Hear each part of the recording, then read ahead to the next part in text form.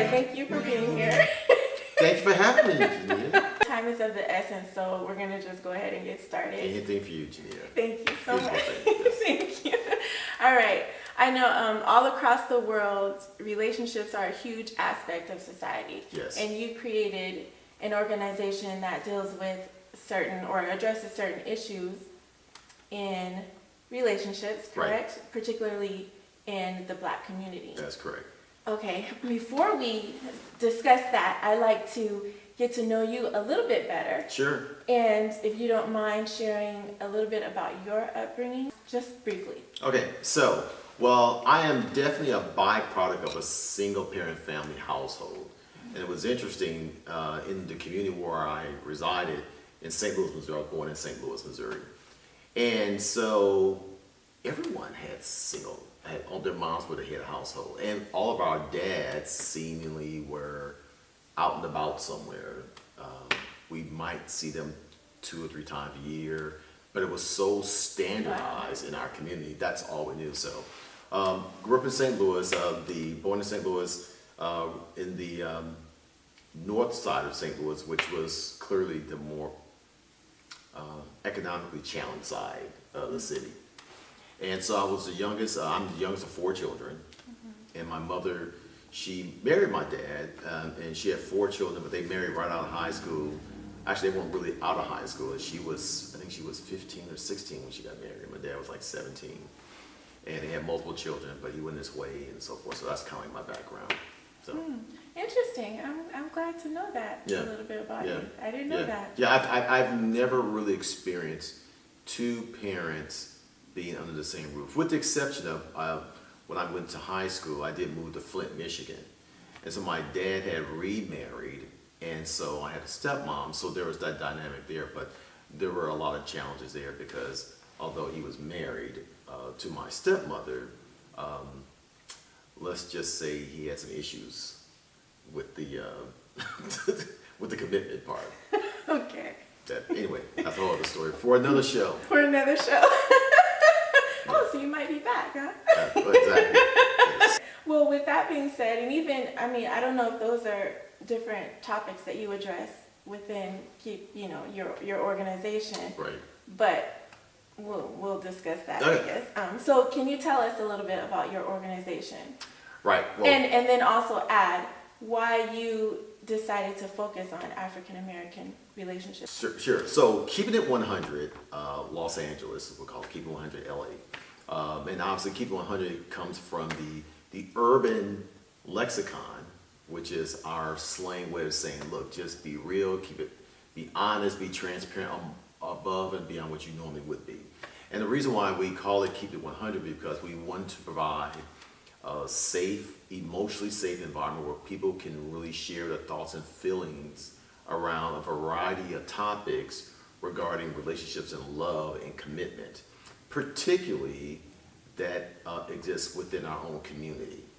And so Keep It 100 is that social change movement where we want to bring people together to share their thoughts regarding relationships, love, and commitment in an effort to debunk and demystify the myths and misconceptions and common misleading themes they tend to keep a wedge between men and women from connecting.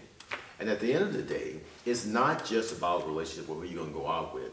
We're talking about families. So, as you and I both know, and as the world knows, marriages just don't fall from the sky. They come from a single man marrying a single woman, and they come together to make a family.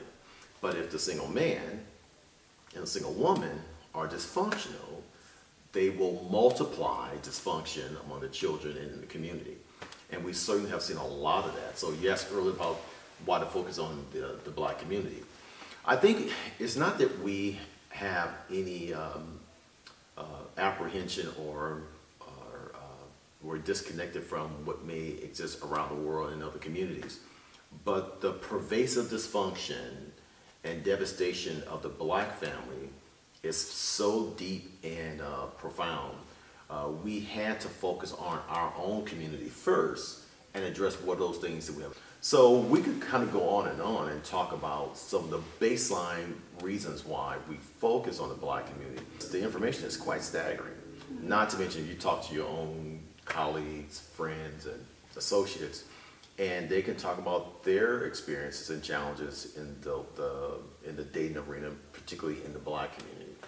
Okay, how did you start this organization? How did it get started? Well, it's interesting. Keeping 100 really was birthed out of my own relationship dysfunction. It was interesting. I was in a very interesting relationship that went south. And I had, I'm also divorced as well. So I was married just about 7 years. Have 3 children from that marriage. And there were a number of dynamics that went on in that marriage that was pretty bad. And divorce is always the cause of 2 people. You just can't point the finger. And there was this other relationship I had that really went south as well. And a child was yielded from that as well. So here I am, a single dad with multiple children, 2 baby mamas, and ongoing dysfunction. Okay. Two mothers of my children. Thank you, I like that. Yeah. And so this was I kind of felt that, man, this is like really not a good thing. Not to mention the singles ministry at my church began to take a downward turn. And so that left a lot of single people who used that outlet as a way to engage and talk about their dynamics in terms of their aspirations for a relationship didn't exist. So this was always a space I was sort of interested in, not to mention I was a part of that community. And we began to have these discussions. Every time we would get together, we'd talk about, women would say, I can't find a good man. And the men were saying, some of the women, they're gold diggers or this, or they got ulterior motives, or they're combative, or whatever the negative dynamic was. And so I began to see there was this common thread of enlightenment that would take place when men and women would come together. A woman would think one thing, and say, we do that because of this reason, and so forth. And so this is kind of interesting. So one year I had a birthday party. But it wasn't about me just throwing a birthday party for me. It was really about as an excuse to bring people together. And so I said, we just have fun with it. So very similar to this, like this little bowl here with, with folded questions. We created this game called Keeping It 100. It was just supposed to be a game. I think you may have been at that first one. Probably. I don't know. I don't know if because probably I didn't know it was not your the first birthday one. party. Yeah. Maybe not the first, but it was like, it was supposed to just been a one-off just to kind of have fun. Well, people had a great time. So when are you going to do it again? I was like, okay. It was really just basically a one-off type of thing. And so we continued to do it, and it was a lot of fun, and the interest began to grow. But then we began to see that, wow, this is more than just a game, because people really had a lot of hurts, pains, as pertains to love, trust, making themselves emotionally available, that we began to take a little bit more serious. So we began to really tweak it, refine it in such a way to maintain that emotionally safe environment, but to be a little more sophisticated in terms of how we would talk about these challenges and the things that took place in our community.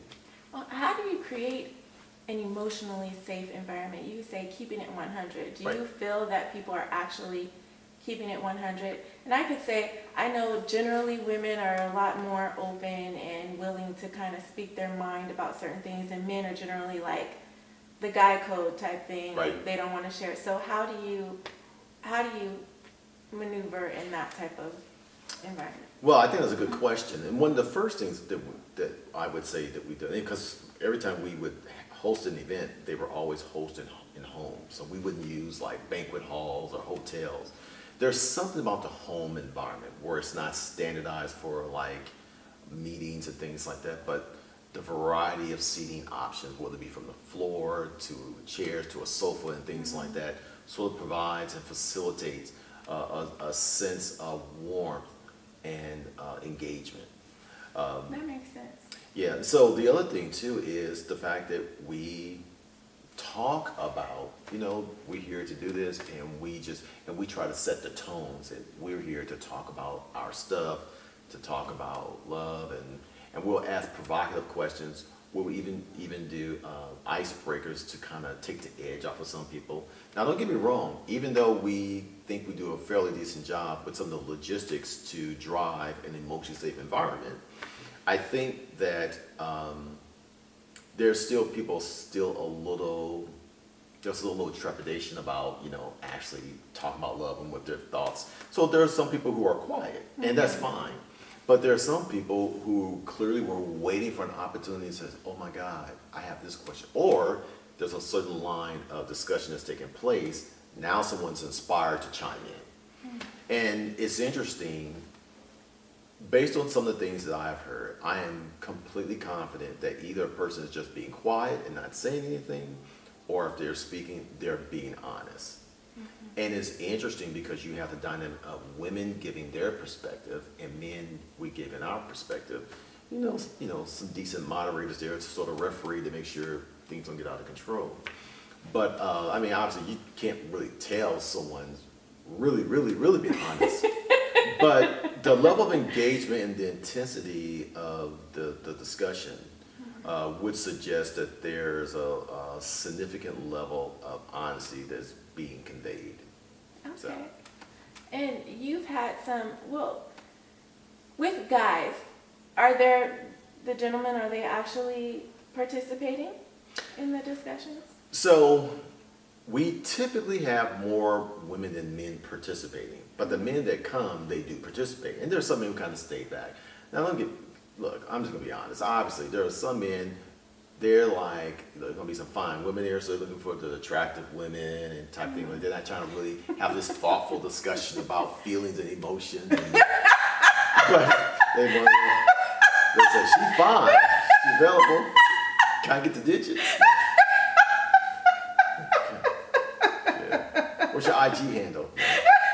No, but the thought is that we understand in this space that is, in many cases, women tend to be far more willing to have the discussion.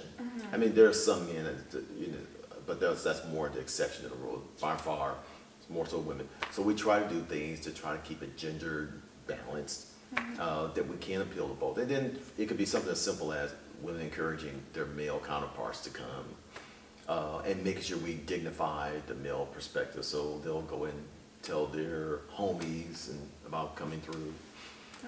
So it's always a challenge. We're still tweaking and trying to refine what that is.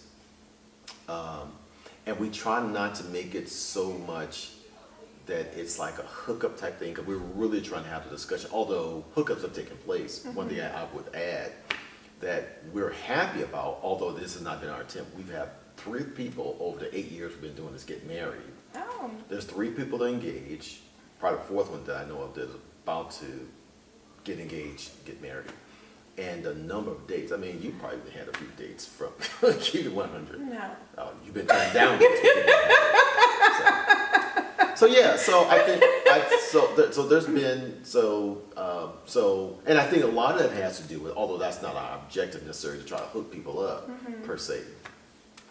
I think when you have an environment where people really are truly honest about a variety of issues and dynamics within the world of dating and love relationships and harmonious connectivity, I think when they start to share their true feelings, it's interesting because you really get a chance to hear where a person's heart is.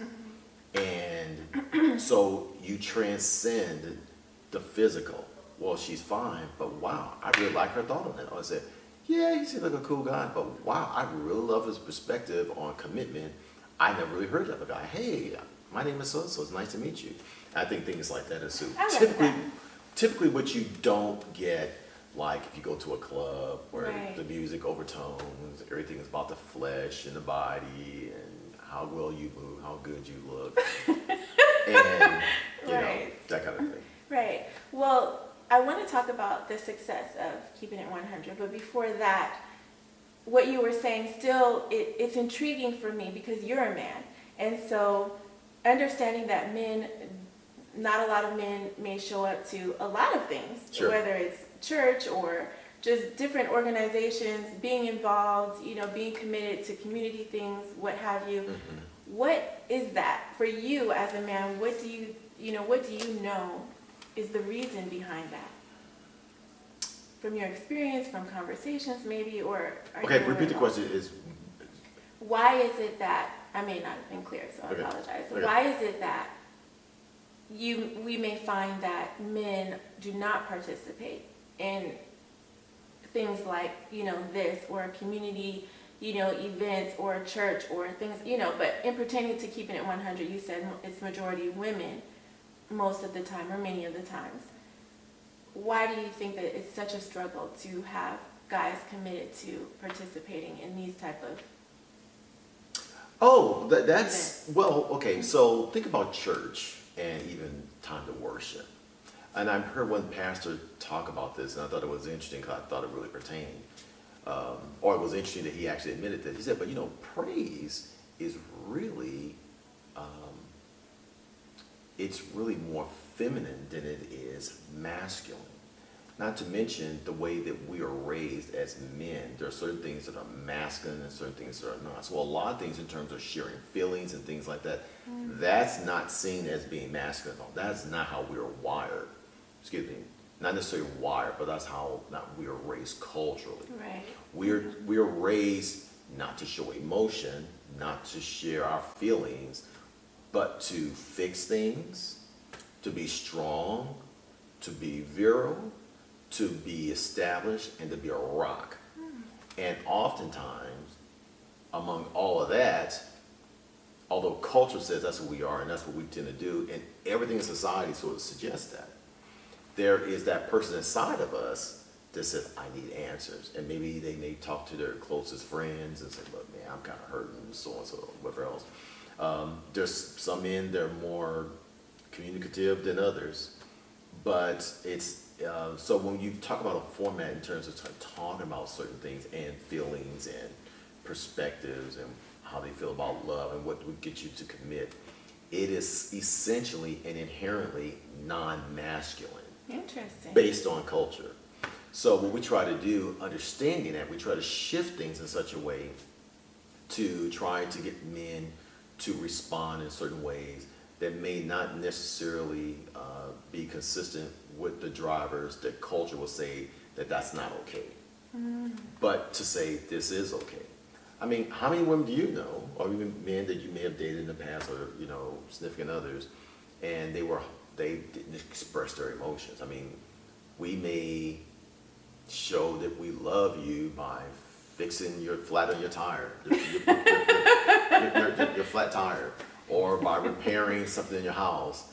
And don't you know I love you? And that's why a lot of times, particularly even in the marriage situation, if let's say you have a traditional model where the husband goes out and works, brings home the bacon, and then the mother stays and the wife stays at home taking care of the children. Well, because he's doing that, he figures that he's doing the greatest thing ever. Well, to some degree, it sort of nullifies what the wife is doing at home, taking care of the house and children and whatever else. So he feels as though, look, I'm paying the bills around here, so I shouldn't have to do anything. I don't have to share my feelings. I don't have to engage in raise this kid. That's your job. So we try to shatter that model, and particularly because in the black community, black women are out earning, out educating, not just black men, but they're on a trajectory of outdoing everybody. So now we're in a real crisis situation because the traditional model is not just not as prominent as it used to be, but is on a trajectory to completely shift. But, there's still a man, there's still a woman. I appreciate that answer. Very enlightening answer. So I really appreciate that. Yeah. Very thoughtful. Yeah. I mean, even the thing what I'm doing right now in terms of, being sort of the person that's leading this charge to get people to talk and so forth, that culturally speaking is not necessarily masculine. And so, but I could continue to try to be the strong man, or I could kind of come to grips and say, you know what, I'm hurting. I hate the fact of this. I have issues trusting. I have issues wanting to believe that you really accept me and see me as just the leader or whatever else, and to really be honest about that and know for a fact the other men feel the same way, but they would never really talk about it out in public. I love that. You know, it's interesting because for me, I find that very masculine. Yeah, So, I mean, I love that you were even willing to share that. And right. but the way that you did it says a lot, because you said, well, you know, I could be strong, but I'm willing to say this. But you are being strong by Right. saying that. And it's interesting how even still with what you're saying, there's still that perception inside your mind as a man Sure. that me doing this says that I'm not, I could potentially mean that, or that potentially means that I'm not strong. Right. I mean, you know, men, we get our self-esteem from our sense of achievement. And that achievement is in a lot of ways, even if you just look at the sexual act. Well, you know, the most optimal sexual act, obviously when you're married, but but anyway, the sexual act, we're just talking in general. The sexual act Right. is about really understanding the person's needs. So this is constant giving and receiving.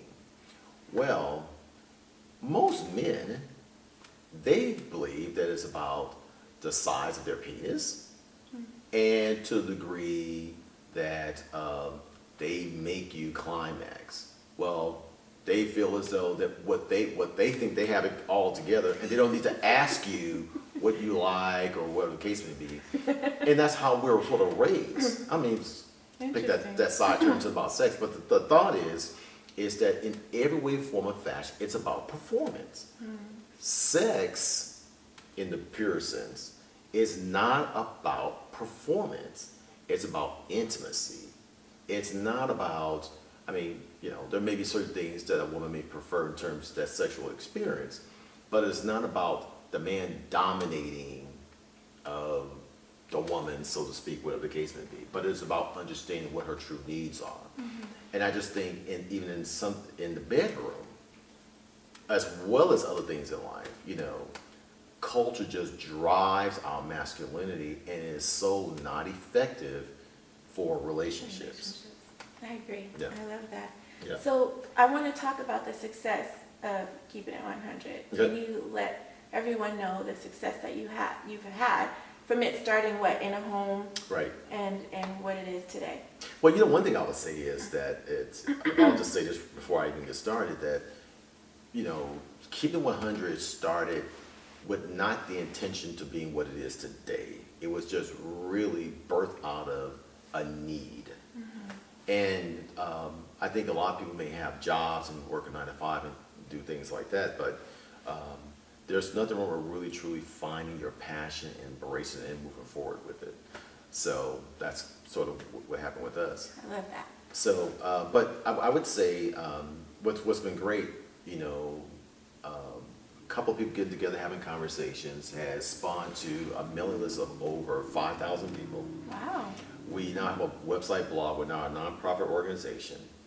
And we have had well over, throughout the entire time, well over, I think slightly north of 8,000 people attend our events.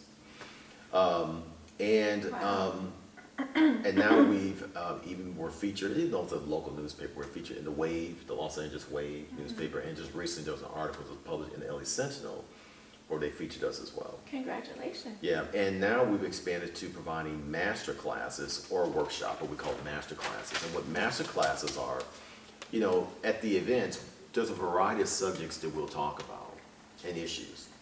So you'll spend some time on a few things. There'll be a lot of issues that we'll address within one particular event.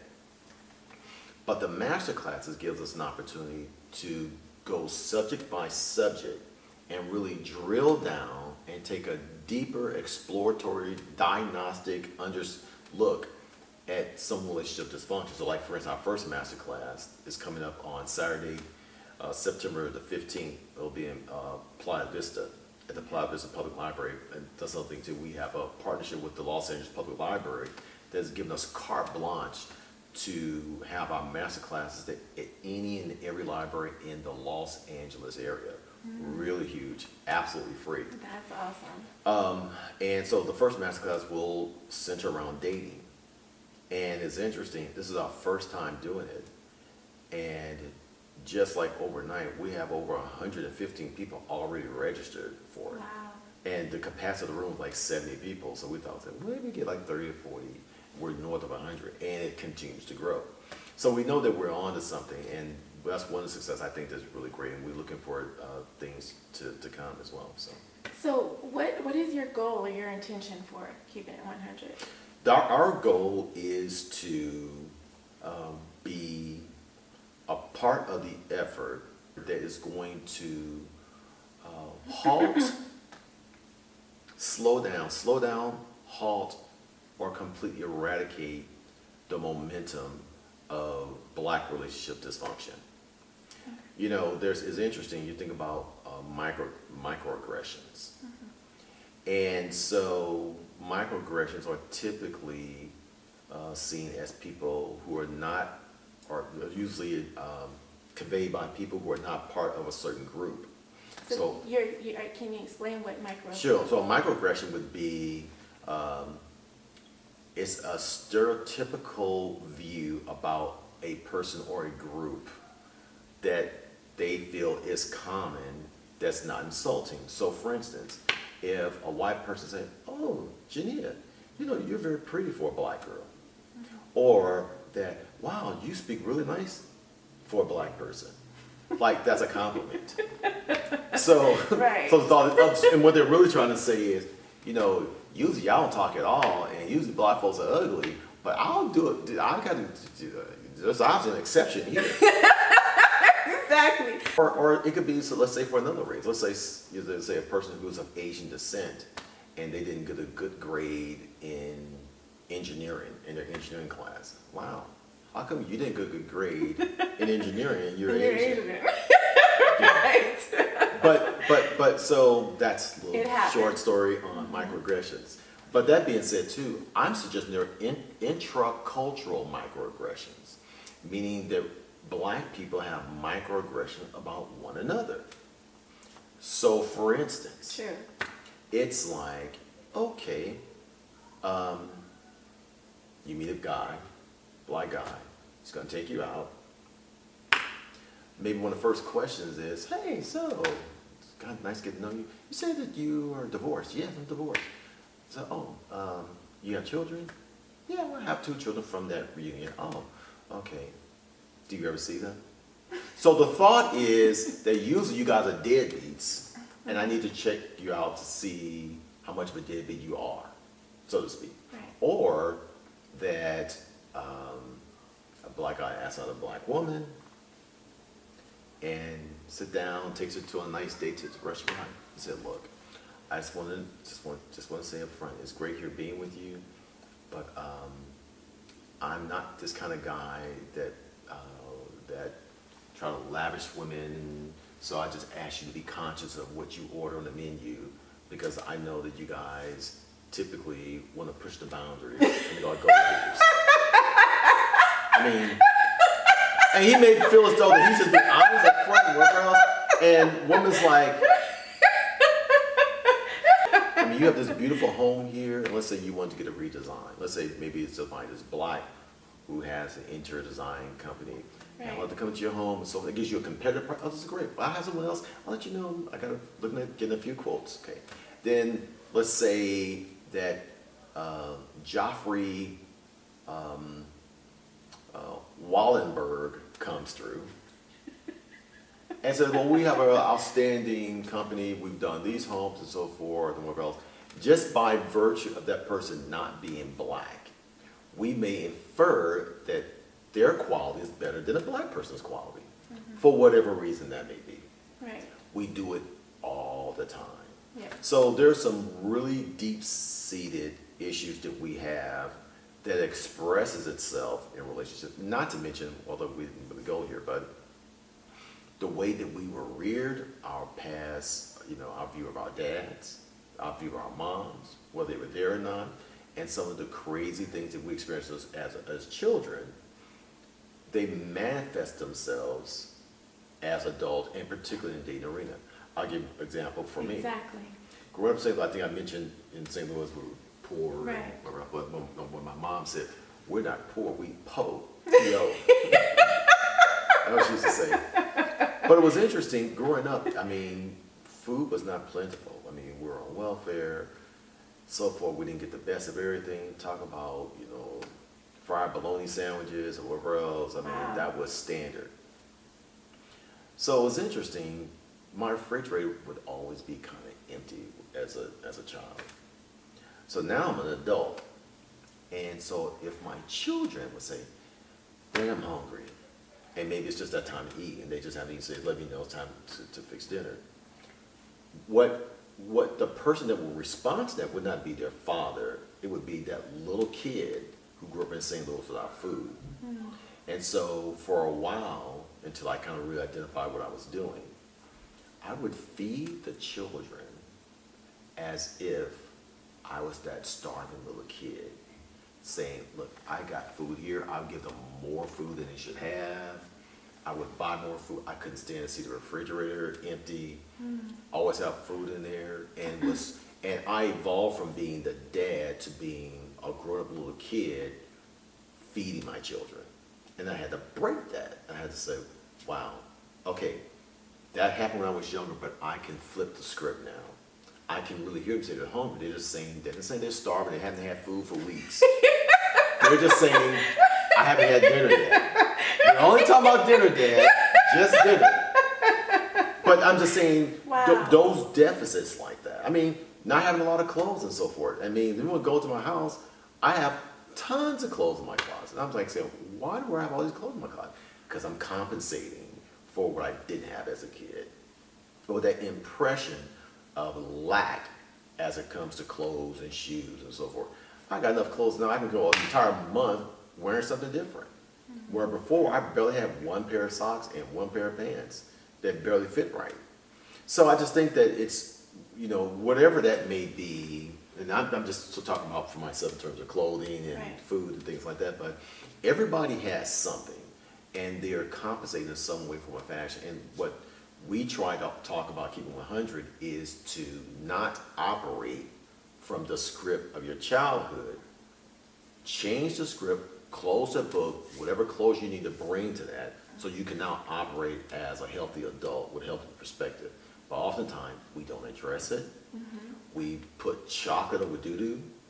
We essentially pacify the dysfunction, and we mask it, and we take that into relationships, take that into families, into marriages, and then we have offspring that feed off that same dysfunction. Right. And I love that you said that, because even people are not aware of it sometimes. Like, Right. I personally wasn't aware of it. Sure. I wasn't aware that. Most people aren't. Yeah, and I just learned that actually on another show. The topic was supposed to be about women in marriage relationships, and it ended up flipping and turning on me. And it was sort of like some kind of intervention for Jeania and her, Wow. and the how I see relationships and how I've acted in my life, Right. with the root being the fact that my father wasn't in my life. Sure. That's where I started learning how I have behaved, how I have chosen relationships were based on how I have felt from my father not being in my life. Abandonment, loneliness, feeling like I'm not wanted, feeling forgotten. And so, those things, and so now I've been working through those things so that I can have and choose a different lifestyle for myself. Sure. So that's big. I mean, it's big even coming from a man, to hear that from a man. And even where I am right now, I haven't always been here. I mean, I had to kind of go through my own personal journey and personal evolution Right. to come to grips and say, you know what, that's me. And so now, even when I do. Congratulations, Kerry. Oh, thank you. Yeah. But that's a big deal. it's I really, really, really, that's why when I'm talking to people, say, I see, even when I manage people at work, I'll always say, I could be wrong, but I see things this way. Tell me if you see something different. I will assume there may be some blind spots. So I try to I'm not saying I'm always successful at it, but my purpose really is to get a full understanding of the dynamic and what are the drivers that cause people to see and do what they do or whatever else. So, because I had to go through that. So you were talking about microaggressions. Sure. What are some misconceptions that you've actually heard? I know you gave example of microaggression. For example, I hear a lot of men say that they don't want to date black women because they're ghetto, or there's not a lot of quality black women. Right. What exactly, though, does that mean from your understanding? And, you know, do you find that to be true? Black women typically are very culturally direct. And a lot of it has to do with the way black women are raised, things they've had to take on, in many cases the absence of the black man, and in many cases the single mom leaving the house, seeing her little daughter and saying, listen, you need to get a job, you need to have your own money, and don't depend on no man. So she's speaking and raising and instilling to her daughter out of her pain. So, and what happens as an adult, it's probably not uncommon for black women to be somewhat very clear and very direct about what they like or don't like and things of that nature. And there may be other overreactions. But do you find that to be ghetto? I mean, would you define that as ghetto? What is ghetto? Ghetto What is ghetto? ghetto. It's essentially just saying a person has displayed a certain amount of unsophistication regarding a variety of things as they kind of evolve together in a relationship. So it could be the way they talk, and it could be the way that they respond. It could be body gestures or whatever else. I mean, you see comedians all the time, whenever they're trying to talk about a black woman, giving her a bit, they'll do like this. First of all, you know, it's that whole thing. So it's this whole kind of. I've seen other races do that as well, though, actually. Here's a perfect example. Women. So let's just say that a black guy was going to go out with a non-black woman. He said, hey, I got some tickets to this show. I heard it was really good. And I know a really good Chinese restaurant that we can go afterwards. You want to go? The non-black woman probably would respond, hey, sounds great. Love to. Okay. Black man asks a black woman, same question. Hey, I got tickets to the show. I heard it's really, really good.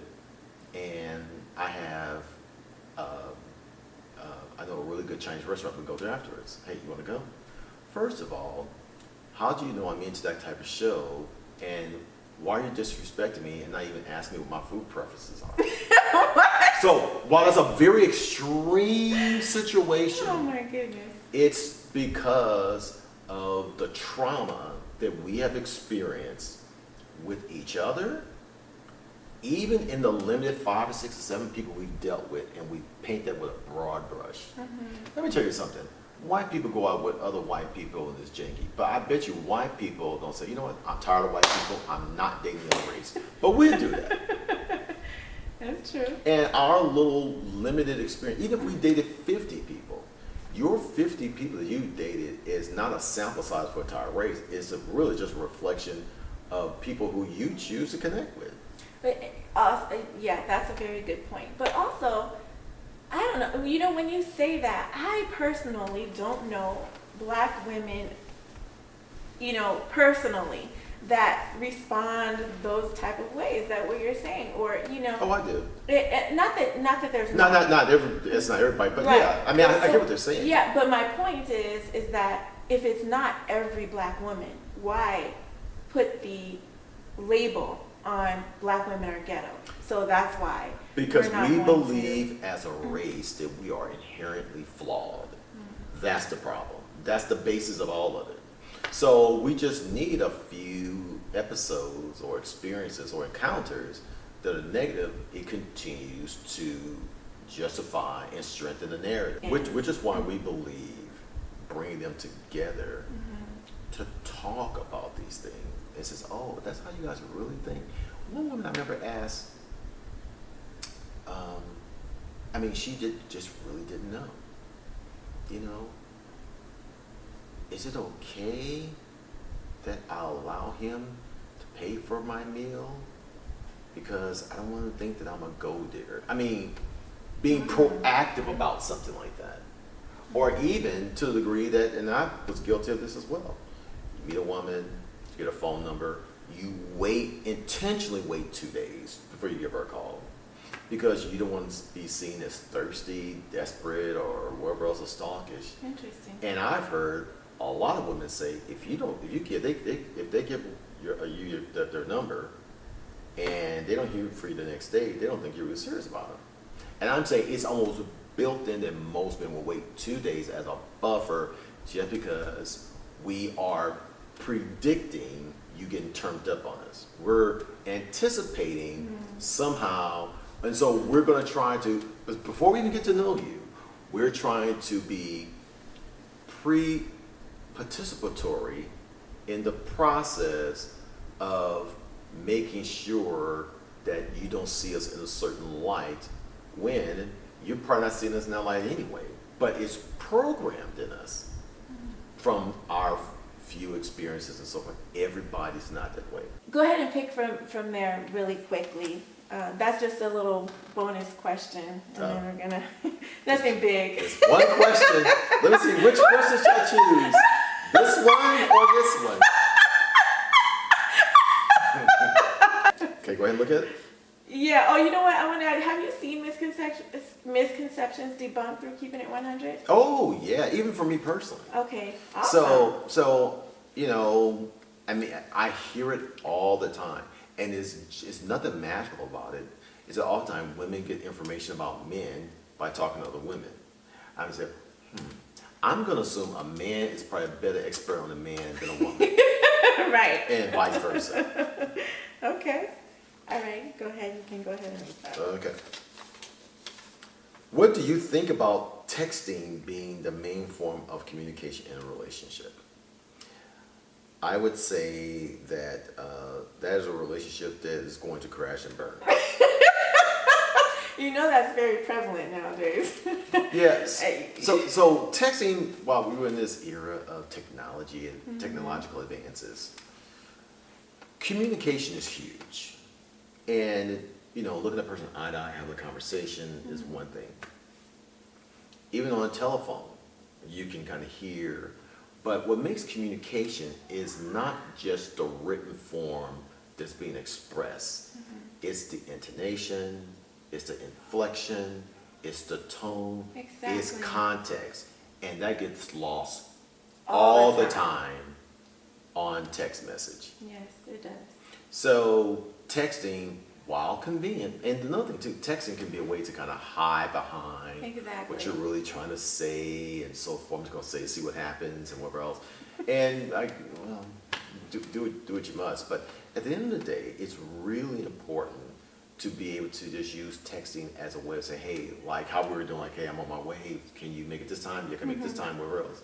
And even in that, it's like, you know, you wonder, is she getting upset because I can't make that time? Or whatever Right, else? exactly. That kind of thing. I mean, you don't know. So you're limited to the emotional disposition you bring to that. It may be based on the fact that, well, I know this person's this way. I know that's probably what they meant. Or it may not mean that at all. It may just mean a lot of times. How many times have you sent a text? Well, I'll be there in a little bit. But when they get it and receive it and then autocorrect, one word can completely throw off. Yes. So to answer your question, I think it's a horrible way for a relationship. I agree. Because there's always going to be a lot of things that you're going to try to unravel. And I would go as far as to say that anyone who wants to speak to you or communicate with you directly through texting most of the time, I think that's a red flag. Would you agree with that? I would agree too. You know, again, I think, let's say early on, again, how we men may try to, okay, I don't want to, you know, I don't want to disturb her, so I'll just send a text and she can look at her convenience and so forth. It could be misinterpreted on the other side, so send a text, probably got another woman and whatever else. Yes. You got to kind of have that conversation and just kind of understand what the lay of the land is. Well, I mean, once they say, well, I prefer to text. Yeah, if I prefer to text, it says, well, what are you saying in terms of confirming when we're supposed to get together? Well, maybe that's okay. Confirming communication, how you know one wants to communicate in this relationship. even if you're just meeting and the person says, I prefer to text most of the time, and you haven't even gone on one date yet. Yeah, I would agree. That should be a red flag either way. Now, for God said, well, okay, I'll be at work if you call me between this time. Just text me and I'll just get back with you. That's different. But as a standardized way of communicating, yeah, that's a big, bold, neon color red flag. All right, exactly. All right, what do you hope that people can take away from this conversation? So, it is not uncommon for people to believe, just as they are, that they can airlift themselves, just as they are, into marriage and be the exact same way, and their marriage is going to be a beautiful thing. We all have to change. I'm not trying to say change our core values and things like that, but there's got to be a personal evolution. And I think what our format provides is the opportunity to hear a variety of subject matters spoken very openly. That's probably not you're going to find in most places. And to challenge your current line of thinking regarding anything and everything regarding that particular subject matter. And it just helps to refine you as a person and can help you to be a better individual altogether. Okay, awesome. I love that. All right, if there's anyone out there who is interested or would be interested in keeping it 100, what information can you give them to be able to participate, or Sure, well, how can they contact you, or what? Sure. Well, the easiest way to contact or find out the latest, whatever we're doing, is by stopping by our website, which is keepingit100la.org. And it's keeping it, KEEPING, it, the number 100, LA.org.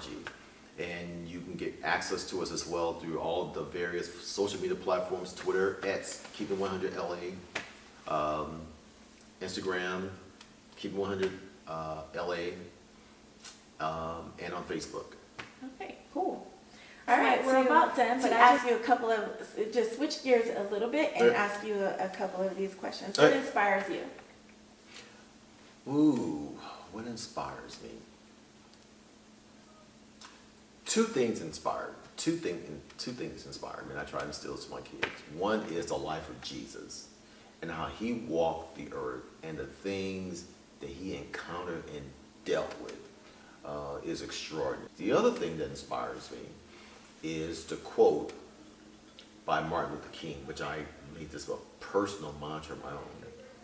And he said, the ultimate measure of a man or a woman is not where he stands during times of comfort and convenience, but where he stands during times of controversy and challenge.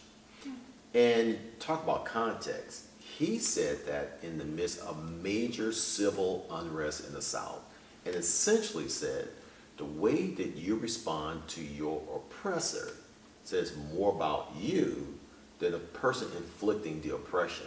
Awesome. Finish this sentence. Life is short. Short. Okay. And when you say life is short, that would mean what? I'm assuming you mean make the best of it. Just yeah. So when I say life is short, and it's interesting to me how a lot of people say, "Oh, I just got like a lot of time," and I think about, well, I go home, I just come home, I just watch TV. There is so much to be done, and there's not a lot of time to get it done. I love that. And it is, when I say life is short, not like life is short, just have a big party. That's not what I'm suggesting at all. I'm saying life is short and every second counts. So when you're passionate about something, you want to do something, take time out and invest some time in getting it done. Awesome. Love that. How do you define success? Success is doing what really inspires you. What is one thing you've learned in the past 30 days? Well, I think I need to, well, what I've learned the past 30 days is that, although I've kind of known this, it really became very clear these last 30 days, is that it's okay to say that I'm going to change certain things. It's another thing to actually do it. I like that. Yeah. What is one thing you hear most people say about you? Oh. I've heard everything from happy-go-lucky, funny, comical, happy. As a matter of fact, if I'm just kind of, I could just be thinking and I'm not necessarily laughing or looking super happy, people, there must be something really wrong with you. It's like, no, I'm just kind of thinking. I can't be turned up all the time. All right, what is a goal or project you're working on? So I'm working on a new project, and it's called Urban Birds and Bees. So Urban Birds and Bees is my effort to engage children K through 12 around issues of self-respect, personal dignity, and concepts of dating and respect. So we call it Urban Birds and Bees, not to teach sex education, but to talk about it's okay for you to speak up if you don't like something, understand what it means to respect other people. No is a complete sentence. You don't have to give an explanation based on what the context is, and understanding the difference between boys and girls, or male and female, and how it expresses itself in the landscape of dating. How do you invest in you? How do I invest in me? I invest myself by listening to other great speakers, whether it be on social media, some books. The one book I'm reading called The Compound Effect. And The Compound Effect is a book that talks about little things that we do every day will bring us closer to where we want to go or further away from it. Very interesting. Okay, awesome. And how do you conquer your fears? You know, through self-talk. Self-talk. I always say, okay, now, why am I afraid of this? Okay, this is only this. It's just a roaring lion. It's not really, it could be a mirage. Oh, what's the worst that can happen? So I'll try to talk my way through it. I like that. All right, and where does your greatness lie? In my belief in God and my belief in self. Okay. Yeah. And then last question, what is the one thing you could take less for granted? Time. One of the reasons just be because it comes and goes so fast, and then you start seeing your kids getting Sure bigger does. and stuff like that. You start saying, wow. So I would say time. Okay. All right, now you can, if you want to give a shout out. Oh, well, I would just say that, you know, this has been great, and I hope that you come to go visit the website, keepit100la.org. If you have questions, just wait. You can contact me through the website. You'll find out more about what we do. We do Wednesday blogs called Hump Day, where we talk about a variety of issues regarding the landscape of dating relationships, in addition to video clips that we repurpose through social media regarding current topic trends and so forth, but all about just full court press and trying to bring a level of healthy restoration to Black relationships and Black love. And then on Mondays, we do a blog called Money Issues. And it'll be great for you guys to get that blog as well, practical ways to look at the way that you deal with money that can enhance your relationship and your family. Okay, so your shout out is to the people. Shout out to the people. Well, thank you, Kerry, again for coming. I really appreciate your time, and I absolutely don't take it for granted. Oh, very good. All right, thank you for watching. All right, thank you, Kerry.